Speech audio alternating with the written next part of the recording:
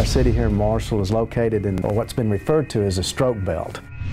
The United States is the most prosperous country in the world, and yet we've never been more sick as a society.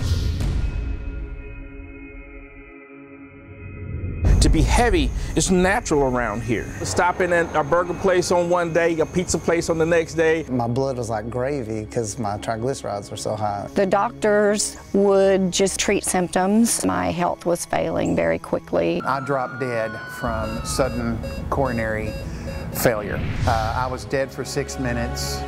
The protein of dairy is not good. Would you put rat milk on your cereal? Why are we putting cow milk on our cereal? There's nothing natural about it. Milk increases the level of what's called IGF-1 in your blood. You add lots of IGF-1 to the body. If you've got a little cancer growing in your breast or your prostate or your colon, it's like throwing gasoline on a fire. In 2008, we got married.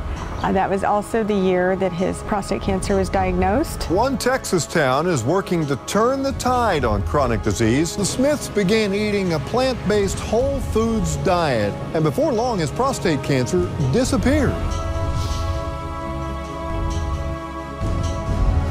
Yeah, we had a lot of resistance, a lot of skepticism. All three of us in those 28 days lost an average of about 17 pounds. I've never been anywhere near as good an athlete as when I became vegan. I've not been to the doctors in like 4 years.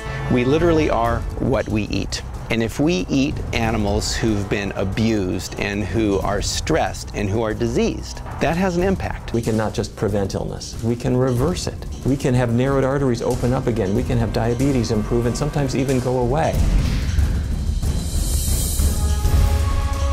Why is the Agriculture Department making nutritional guidelines at all?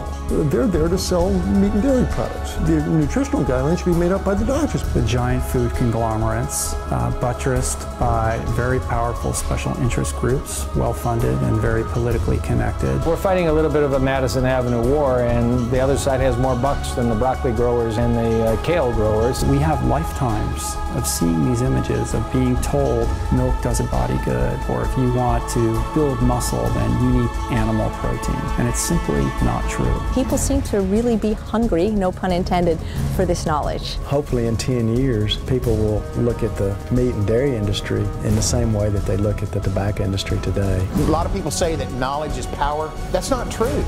Knowledge applied is power. This is for this animal, me.